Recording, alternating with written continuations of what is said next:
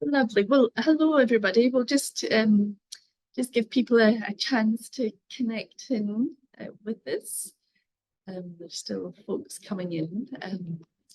And just whilst we're waiting for people, so I'm Sharon Friel. I'm the director of the Planetary Health Equity Hothouse. I'm over in Kuala Lumpur today. I'm at the Planetary Health Summit, which has been held here at Sunway City, the university, Sunway University, which is, of course, incredibly relevant for everything that we do within the hothouse work. I've just stepped out from the conference for the webinar. And I'm hoping some of the colleagues from the conference, they said they were going to connect in to hear Matt's talk as well. So a wee bit unusual for me today. But so as you know, the Saving the World webinar series is all about discussions about these kind of the intersections between climate change, inequality and health, really trying to understand the big structural drivers of planetary health equity, the equitable enjoyment of good health in a stable Earth system.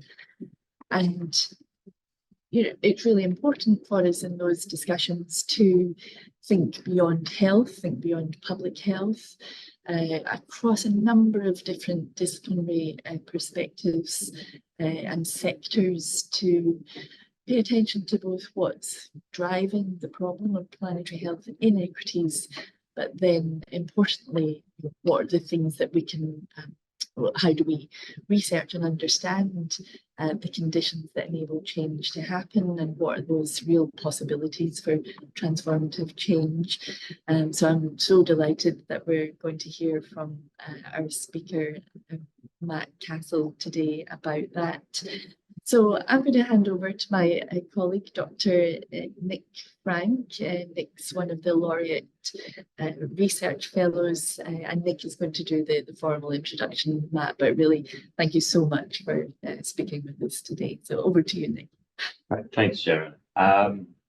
I'd like to start by acknowledging the traditional owners of the land on which I'm joining from today, the Ngunnawal people, and pay my respects to elders past, present and emerging.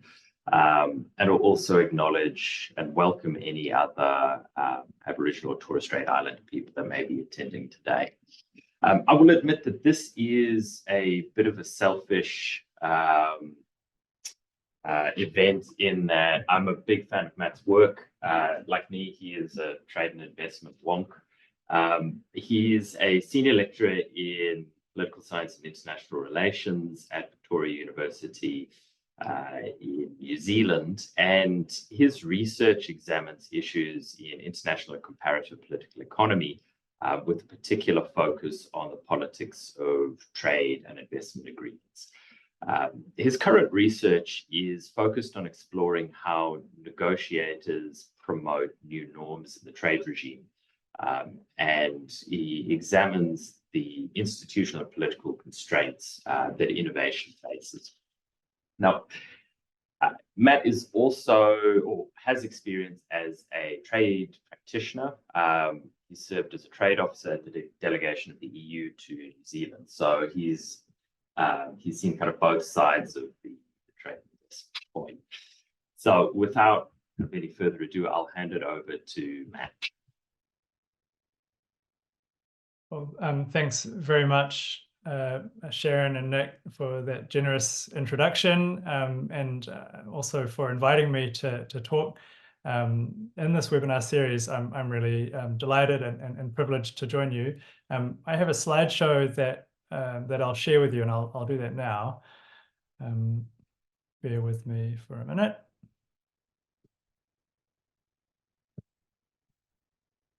Everyone able to see that all right? Okay. So, tēnā koutou. Hello.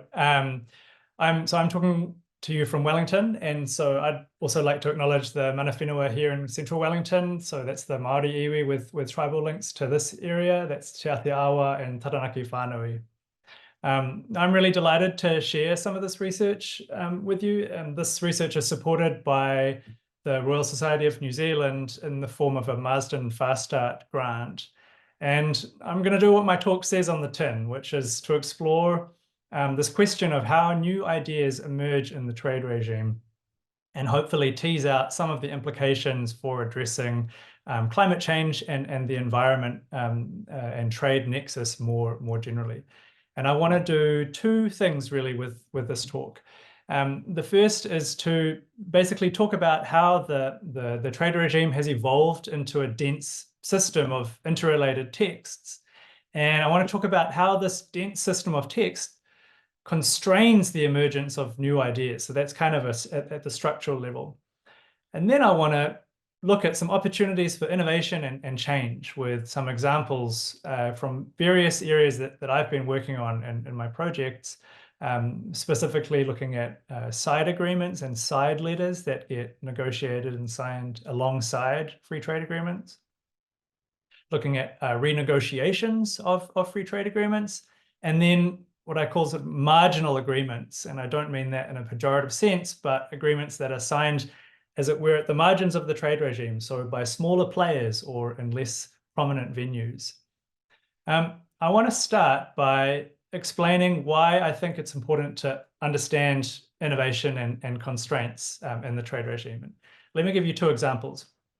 So in 2018, during the Trump presidency, the US Trade Representative, so Robert Lighthizer, called for an African country to negotiate a free trade agreement with the United States. Now, this was a slightly peculiar move in that the whole idea of this had the explicit intention of establishing precedent, establishing a model for other African countries. And in July 2022, the country in question was announced to be Kenya, and there have been a couple of negotiating rounds on this agreement since then. And ironically, given that this is a text that's designed to establish new precedent for subsequent partners, some observers have worried that although there may well be some great benefits for Kenya in this agreement, that the deal is likely to draw too much from the precedent of previous US agreements in ways that might be ill-suited to the Kenyan context. And so in this example, we see this concern that established legal norms might be wielded in ways that prevent more appropriate or novel or relevant ideas from emerging. The next example comes more directly from the trade and environment context. Now, recent work in my area of political science, international political economy, has started to really detail the extent of the links between what are ostensibly, legally, very separate agreements, free trade agreements. And in particular, there is a stunning amount of copy and pasting that happens in the trade regime. And so a case in point is the Comprehensive and Progressive Agreement on Trans-Pacific Partnership, the CPTPP, which is obviously a very prominent recent deal. Now that the environment chapter, there is one in there, had a large amount of text copied from past agreements. Australian agreements were actually fairly prominent in there, but a striking 73% of a previous US agreement, the US-Jordan FTA, was copied over to the CPTPP's environment chapter. And then in turn, the United States-Mexico-Canada agreement's environment chapter largely replicated what had come in the CPTPP. And so that agreement, the USMCA, despite being heralded as one of the sort of standard setters in the trade and environment context, actually has very little innovation. It's essentially recycling previous ideas. So in short, copying and pasting is rife in the trade regime, very much revealing this kind of bias against innovation. Now, these examples suggest a puzzle for observers of the trade regime like me, and specifically, trade regime creates constraints, and that's kind of the point of trade agreements. They're designed to stop countries from doing things that they otherwise might want to do, like raise tariffs or introduce regulations that supposedly are about protecting the environment, but are actually disguised protectionism. What's interesting, though, is that trade agreements don't just constrain their signatories, they also constrain future negotiations and non-signatories by establishing precedent. And so we see that legal language has this funny way of sticking around once it gets established in trade agreements. The result is a strong conservative bias in the trade regime that impedes innovation. The problem, of course, is that we need new ideas, right? Whether it's the climate change or environment context, or whether it's this growing nexus between trade and conflict, we need to break from the patterns of past cooperation to think about new ways of cooperating internationally and introducing new ideas. So the question that I look at in my work is, well, how does this happen? And so some of the questions that I explore are very much around this. So why is it that innovation is challenging? How does innovation happen when negotiators want innovation to happen? Where does change come from in large complex systems? And who has agency in this process? Is it just the big players, or do smaller countries have agency too? And the central claim that kind of sits behind a lot of my work is that trade agreements create precedent. And so if negotiators want to introduce new ideas, they first need to overcome the constraints that are created by that precedent. What I find in my work is that innovation, kind of counterintuitively, might be easier where the stakes are lower. So where agreements are smaller, less formal, or are negotiated between like-minded partners. When the public spotlight is a little dimmer, new things can happen. I'm going to talk very briefly about some of the methods that I use in my work, and I'm happy to return to these in the Q&A. So I've used natural language processing methods to identify similarities between trade agreement texts. This is similar to what large language models like ChatGPT does. I won't talk about that anymore because I'm not the expert on that part, but I collaborate with somebody at Te Ringawaka, Victoria University of Wellington, Stephen Skilicki, who does that work with me. I've also hand-coded about 550 side agreements and side letters to identify the sorts of topics that get covered. And then I use statistical analysis on my own data and data that's already out there. I'm also going to talk a little bit about some qualitative research on the Agreement on Climate Change, Trade and Sustainability, the ACCTS. I'll talk to each of these a little in turn.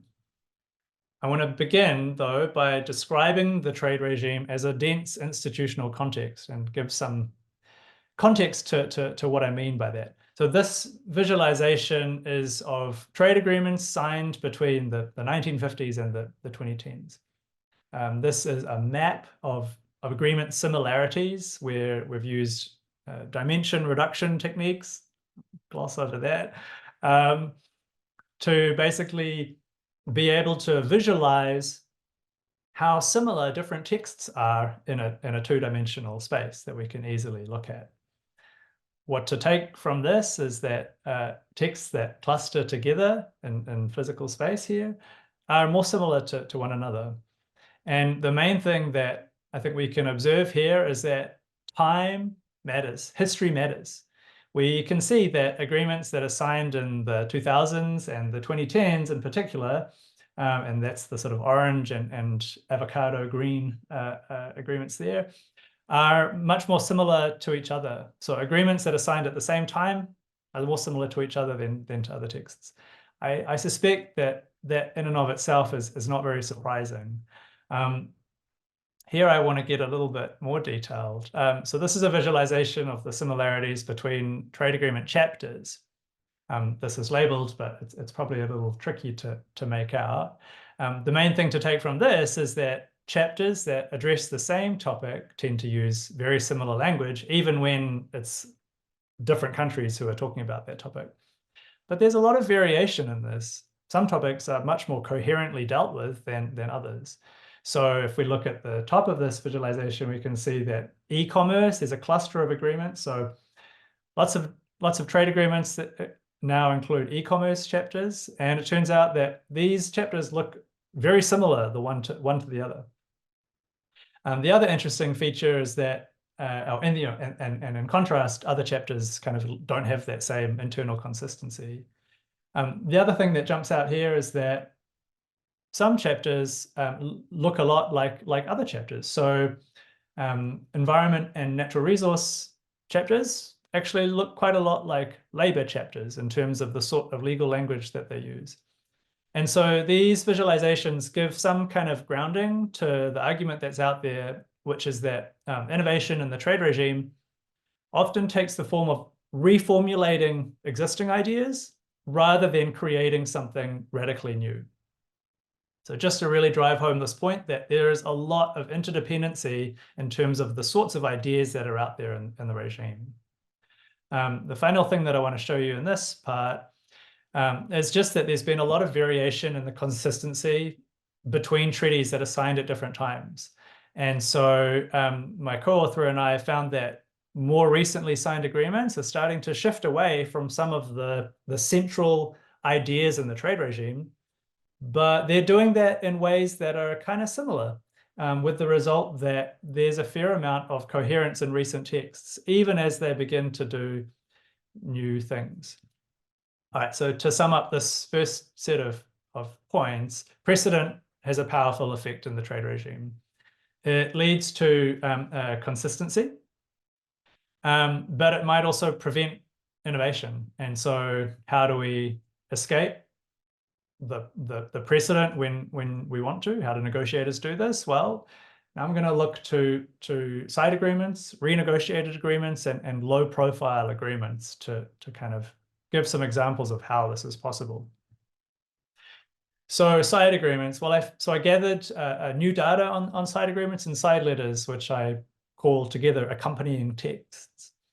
And these are likely to do essentially one of three different things. Either they commit to cooperation in a new area that's not covered by the free trade agreement. So for example, New Zealand and Malaysia signed a side agreement that basically set out some cooperation areas in the context of the environment. NAFTA 1992, the North American Free Trade Agreement, did this as well, very famously in a side agreement on the environment. The second thing that they might do is to detail how an area that is included in the FTA should be interpreted. And the third is to detail how an area of cooperation should be implemented. And so the fact that side agreements allow policymakers to essentially sidestep the precedent that exists in the formal main part of the text means that they should present opportunities to address new issues. And that's exactly what I find in my statistical analysis. So this is just showing you the results of some regression analysis. I'm not showing you the regression table. Thought this would be kinder. Side agreements, what you should take from this is that side agreements are much more likely to deal with new topics. And so the blue and the red dots here are just showing us that the coefficient on this variable in the regression model was negative. And so in my analysis, lower is more novel. So a text gets a 1 if it's the first time that it addresses a certain topic, like labor, a 2 if it's the second time, and so on. And so if you're a side agreement, you're more likely to be focused on the new stuff, is what to take from that. Perhaps even more strikingly, side letters and side agreements are significantly more likely than PTA chapters to address a wholly new topic. So something that's never been done in the trade regime before. Now, these findings make sense when we think about the legal and political reasons that negotiators might use them. So from a legal perspective, side letters enable negotiators to be precise about the sorts of obligations that they're signing up to outside of the body of the PTA. So they might wish to detail how to implement something where there's no good track record of this because it's a new topic. We don't know how to address this topic. Let's detail it here in this side letter in ways that don't necessarily constrain us in the future, or in ways that sidestep whatever else we may have said in this space. From a political perspective, side agreements enable negotiators to move beyond the level of ambition in an agreement. And so even where negotiators might have been unable to get their counterparts to agree to do something really novel and ambitious, they can put it in a side agreement that they intend to do this in the future, or that they set up some plan to cooperate in this space. So they can raise the level of ambition in an agreement, even where it's not possible in the main text. And so combined, these dynamics provide these opportunities for innovation. All right, let me turn now to renegotiations. The prevailing view of renegotiations of trade agreements is that they're bad news. So think Brexit, think NAFTA. These are things that we don't like to see. They're basically torpedoing existing cooperation, but fortunately, they don't happen very much. That's the prominent view in the literature and in the public discourse. Well, I looked into it and collected a whole bunch of data, and it turns out that PTA renegotiations, FTA renegotiations are in fact very common. So I find that 25%, a quarter of the texts, or a quarter of the agreements that have been negotiated since the year 2000 have been revised in some way. Even more strikingly, they are very rarely bad news. The most common dynamic appears to be, hey, this agreement has been pretty good. I wonder what else we can do. And so then figure out, well, what makes cooperative revisions possible?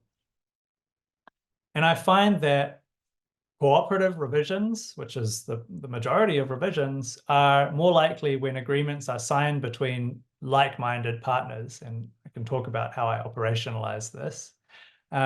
Or between agreements with shared cultural similarities. The main thing doing the work here is having a common language.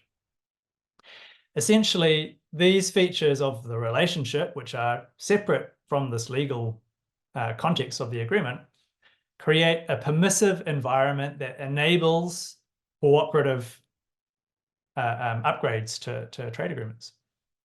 And it's funny, when I spoke with policymakers about this work and described some sort of change to an agreement as a renegotiation, we're all very quick to say, oh, no, that was not a renegotiation, that was an upgrade.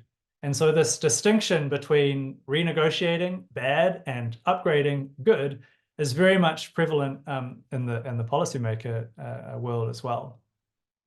Now, and we see this because typically they expand the coverage of what's happened, and even more interesting, they actually result in increased cooperation. So an agreement that's been renegotiated drives larger trade volumes between partners. Key to the kind of facilitating context of this happening seems to be a dynamic that is around the informational environment. And so specifically, because renegotiations or revisions, this is NAFTA and Brexit aside, they appear to be less publicly salient, and this appears to enable negotiators to go further than they may have in the original negotiation. There's some examples where negotiators appear to have been very forward-looking as well, and so have essentially parked a particular issue and said, oh, look, this is too hard right now, but we'll save it for the upgrade. Once we've kind of done a proof of concept that this relationship can work, that this agreement can work, we'll revisit it, and we'll do something that's even more ambitious. And this creates opportunities to go back to agreements that have been successful and think about how new ideas, including in the climate change or environment space, could be embedded in existing texts to really kind of spread new ideas once they get established. I looked at my data earlier this morning, and I found a host of instances where countries had gone back to earlier trade agreements and added environment chapters, and I'm happy to talk about some of those examples in the Q&A. Okay, in my remaining time, I'd like to briefly talk about the Agreement on Climate Change, Trade and Sustainability, the ACCTs. Now, this is a really interesting agreement. It's one of the first that, although we've had trade and environment chapters in the trade regime for a while now, climate change is a topic that has not really been addressed head on in trade agreements. Recently, we've seen some effort to for example, encourage countries to uphold their Paris Agreement commitments, but in general, climate change is not a big topic in the trade regime. So this ACCTS has the potential to be a bit of a game changer in that regard. Launched in 2019, and it has these three major objectives. So liberalize trade in environmental goods and services. So if something is identified as being relevant to, in some way, addressing climate change or mitigating the effects of climate change, whether that's a product, a good or a service, then reducing barriers to trade in that thing. Eliminating fossil fuel subsidies. This is like one of New Zealand's most beloved topics that it tries to push at every opportunity. And then negotiating eco-labeling guidelines, which mean that consumers know what they're getting when they see eco-labels. The puzzle with this agreement is, why negotiate it at all? Why is this a puzzle? Well, because this is a really small group of pretty small countries that don't really have a lot of trade between one another. And so it's not really clear what the benefit is for these countries in doing something with one another until we look a little deeper. And there we can see that the whole idea is, in fact, to set precedent. So the benefits here are explicitly around developing some ideas that can be taken up by others. And so in that sense, this agreement might matter not despite having a low profile, but because it's low profile. And so here you've got this group of really high ambition countries that are keen to do something together. And by working together, they're able to develop new ideas that might get taken up by others. And they use this principle of open plurilateralism, which essentially means that we're not just going to have the benefits limited to the signatories. We're going to open up the benefits and extend them to all other countries. Now, I want to take a breather here because this has been a pretty optimistic kind of chat about the links between trade and the environment and what's going on in the sort of innovation space in the trade regime. But I want to be clear, bring us back to ground a bit and be clear that precedent path dependencies remain a very powerful force in the trade regime that clearly limit innovation. Countries want to set new precedent, but the flip side is that they first have to deal with the old precedent. And this is a really tricky dimension, a really tricky dynamic to navigate. The second point that I want to make here is that less formal modes of cooperation, such as creating accompanying texts that might raise the ambition of an agreement, as I put it, are exactly that. They are less formal. And so this comes with the risk that they might be a little toothless. And then finally, just a nod to this question of legitimacy and transparency, which has been, I think, one of the major areas of concern for trade politics in the last 10 years. At points I've suggested in this talk that countries might be able to innovate when they're doing something that's less politically salient or with less politically salient partners. But this raises a clear normative concern. So first, are we sure that policymakers are doing what is kind of asked of them or expected of them by domestic groups? And second, is there sufficient kind of public attention to ensure that there is some transparency, some oversight over this process? So I've seen some pushback from NGOs and other sort of trade FTA sort of opponents talking about the allegations of negotiating in secrecy around the ACCTs. Okay, let me wrap this up. the main thing that I really want to emphasize from today's talk is that we usually think about the big players when we're looking for big new ideas. But innovation may take place precisely where actors or institutions have a little more leeway. Big players and big institutions may be more constrained by precedent. And so this gives, I think, a little more emphasis on the agency of players that might be seen as being at the margins of the trade regime. And then I wanted to think about a set of kind of concrete suggestions, I guess, for for implications for trying to address these topics. First, I think that what's clear in my work is that countries can and should leverage relationships that work well. And so one thing is to look to existing relationships and think about agreements that function well because there's a good relationship there between the partners, and use that as an opportunity to think about returning to that deal and putting in new ideas that may have become the new best practice. Countries can use accompanying texts to gradually ratchet up the level of ambition that's involved in addressing a new topic. And countries can look to high ambition partners, even when there may not be an inherent benefit to negotiating with that partner, with the goal that those ideas might get taken up by others. And so I just saw recently that there's some suggestion that the EU, I'm not sure this is coming from the EU, but a couple of groups have been sort of suggesting that the EU might look to join the ACCTS. And so that would be a real coup for the current members of those negotiations to have this work out exactly as they hoped, to get a big player to come on board and be involved in promoting these ideas. And